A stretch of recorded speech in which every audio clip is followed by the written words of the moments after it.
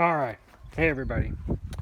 So, yes, the rear end is in the car. Definitely in the car.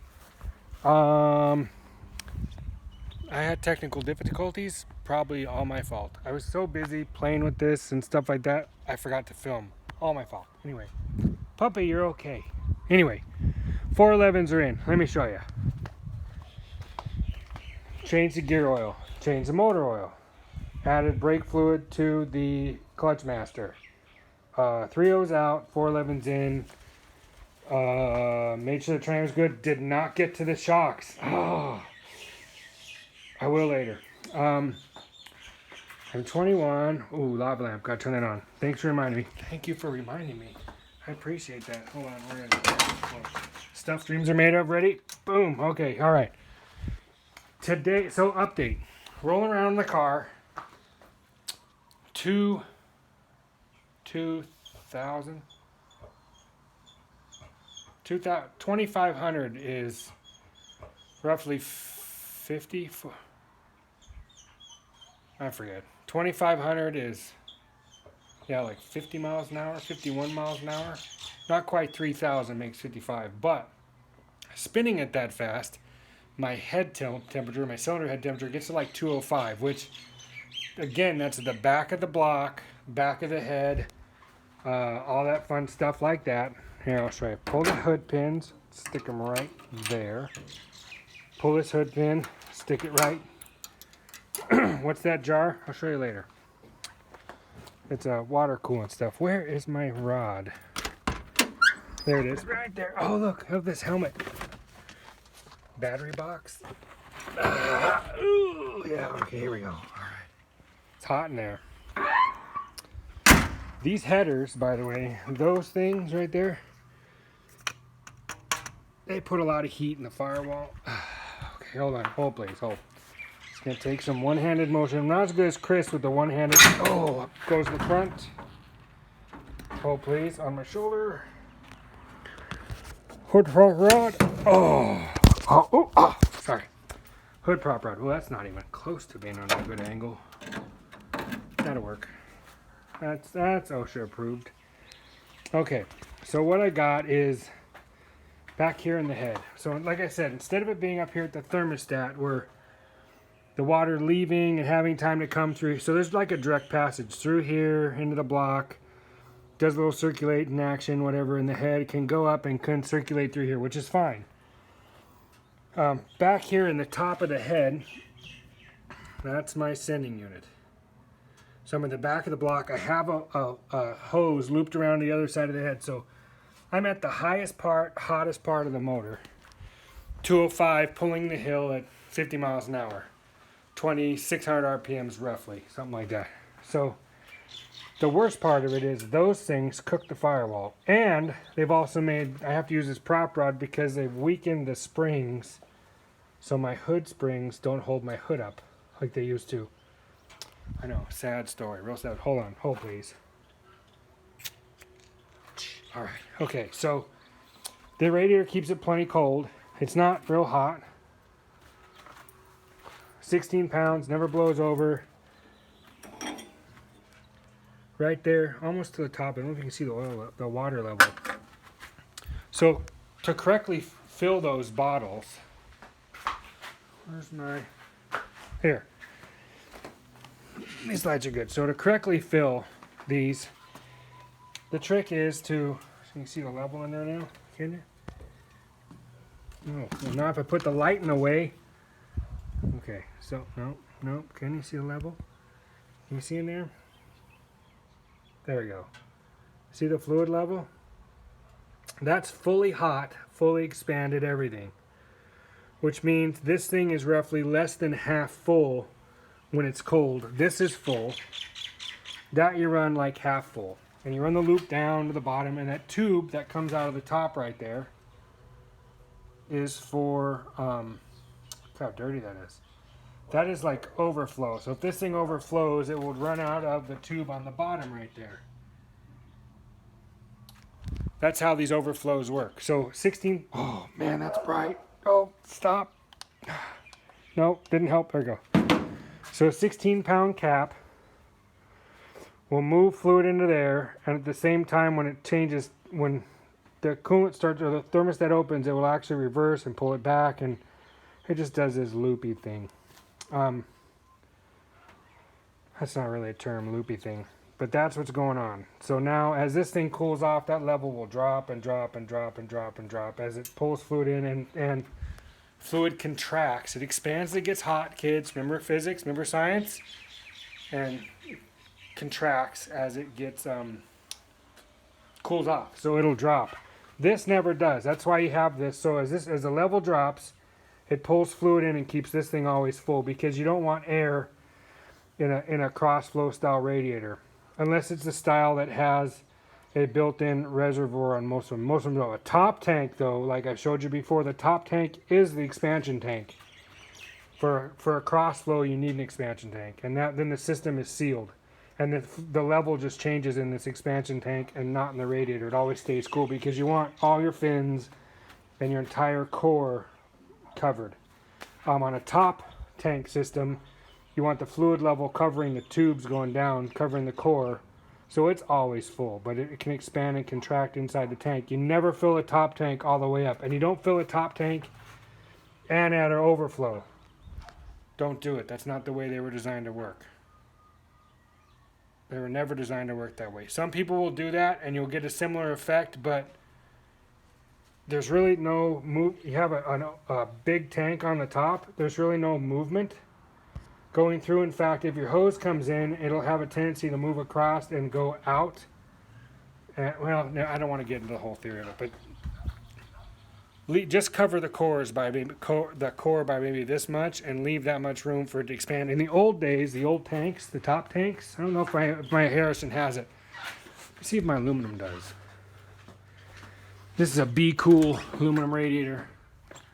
In the old days, they actually had a line right here that was the fill, and you could see it on the inside when you filled it by the cap. On the outside it had a line. It was like a fill level, and then it used this whole tank as the expansion. If you look at the size of this tank compared to the size of that tank on the expansion tank, the top tank upper reservoir is actually, I just tripped over my, look at that, got grease in my foot. Just tripped over my wife says I'm bad with spatial. I am. I just tripped over the input shaft on my M21. It's a good jack still up. Yeah, so the capacity of this is actually less than the capacity of that other one. I don't know what that has to do with it, but this is what we're doing today, kids. I'm going to try some of this water wetter stuff because I run straight water in here. I don't run antifreeze. I could run water, but I don't. I could run... it doesn't freeze over here, so I don't need to. But you do need to lubricate your water pump. That needs to be lubricated, and so antifreeze is a lubricant. And it also will increase the pressure.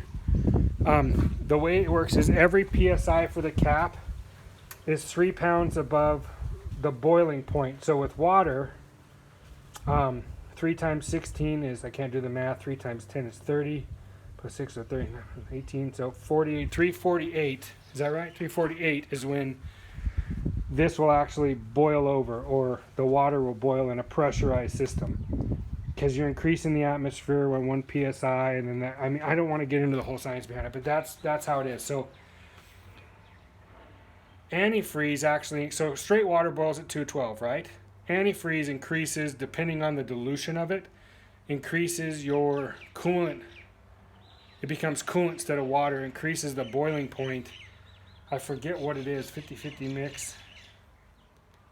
I forget what the difference is. Plus you get your PSI from your cap. So that's why if you look at like new cars and stuff, the cooling fans won't come on and say like a Corvette until like, I think the low speed fan comes on somewhere around like 220 or 227, I think. And then the high speed fan's like 236 or something like that is when the high speed fan comes on. So, and that's coolant temperature in the radiator, not necessarily in the head. That's just radiator coolant temp. They'll actually have the switch and stuff up closer to the here versus back there. I'm actually in the head. You could actually go here by the exhaust, that plug there, or in the front, same thing, and get your coolant your head temperature, which if you look at an airplane, you have head temp gauge, not necessarily coolant, but head temp on a piston-driven aircraft. Speaking of which, gauges. So if you look at a gauge, the orientation of the needle, normal operating temperature is usually in the middle. And they'll orient the gauges in a cockpit of an airplane to where that the normal on all the needles is all the way up. So that way, if it's not straight up and it's slightly kicked, that's an abnormal reading. It doesn't matter what the gauge actually says because it's a gauge. It's not accurate. No gauge is actually accurate. They're just a gauge. It's an idea of what it really is. And every engine runs at a different setup, including in the glycol or whatever in the temp sensor and the gauge, whatever it's calibrated at. They're all different, but if the normal operating temperature in the needle is up, that's where it is. It's abnormal, whatever. And that's why all new cars have low or cold and hot, and in the middle of that range says normal. They don't give any numbers because people freak out if they actually saw their Corvette sitting at 230 when the fan comes on, because they'll get as high as like 245. Right before that, before it kicks on, like they'll get hot. The gauge will actually show really hot. If you look at your scan tool or whatever, you'll see them get hot. And they don't do that because in the old days, if anything got higher than like 180, it was like, oh my gosh, it's melting down. Not true. Especially with aluminum heads. I believe aluminum heads in today's fuel, especially with the corn syrup that's in them, a hotter temperature makes them better, full burn, and so they run them mostly lean. In fact, on your computer-controlled vehicle, like say that Yukon right there with the LS in it, that thing, the computer will actually lean the motor out and bump the timing up to get the temperature up higher for emissions reasons to get a better burn. The stuff like Sniper and all that stuff when you're tuning stuff. That's why a lot of guys will tune and they'll tune the temperatures down because you can make more power, heat, all that stuff. If you bring the head temperature down, you can add more fuel and more timing, more power. It brings the temperature up, blah, blah, blah, blah, blah. Fun circle. The circle of life. Anyway, whatever. That's where we are. So I'm going to attempt to try this stuff out. So today we know where we are. Tomorrow will be the report on what actually this looks like in here. I got to drain a little bit out so I can put that in there, because I'm not going to put this in the reservoir and have it go onto the ground as soon as this thing warms up. So I'll let it cool off. I'll drain some, roughly 16 fluid ounces. I'm not sponsored by these people, not yet. I wanted to do water wetter. So what this does is this, okay, let's get into this. So what does this do? It increases surface tension of water. What does that mean? It means as water is cruising through your radiator, right here in the fins, this is a radiator, which means it radiates heat. It transfers heat through these tubes to the air. Now, water by itself, if it's moving through here, has its own, I forget what the numbers are for surface tension. It has its own thickness, molecular structure, and it can transfer heat so fast. If you can thicken it up slightly or increase the tension, basically it's like cornstarch in your, whatever you're making to make like a roux, but it just increases it. You can slow it down long enough, sort of give it more dwell time in the radiator, sort of increases the tension, allows it to cover more surface area-ish. I don't really know how to explain it properly, but it allows it to transfer heat faster from just water. And it also lubricates and stops electrolysis. And since I have aluminum heads, you don't want those little electric worms working their way through the intake and the head and eating stuff. So it's good to have that for lubrication, because water alone or coolant alone is not enough. I may sub back to some sort of coolant at some point, but I highly doubt it. That probably will never happen. This thing will never see freezing temperatures. Not as long as I own it here. Anyway, it's a good thing I'm running .4 in there, because with the extra heat, the .3 would probably boil, and I'd have boiling brake fluid, which would lead to lack of brakes. I don't know why I'm bringing that up. 3.0 gears, oil change. Ugh, I love the smell of 90 weight. Oh yeah, can you smell it? Smell-o-vision. That's it, kids. That's what we're doing.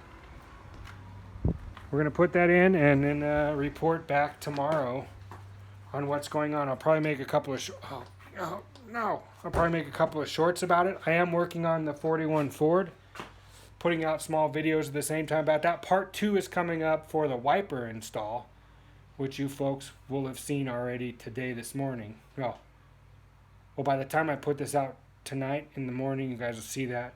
The other one will have come out yesterday, which is today. Did I get that right? I think so. All right. Adios, aloha, buenos dias, tacos el grande.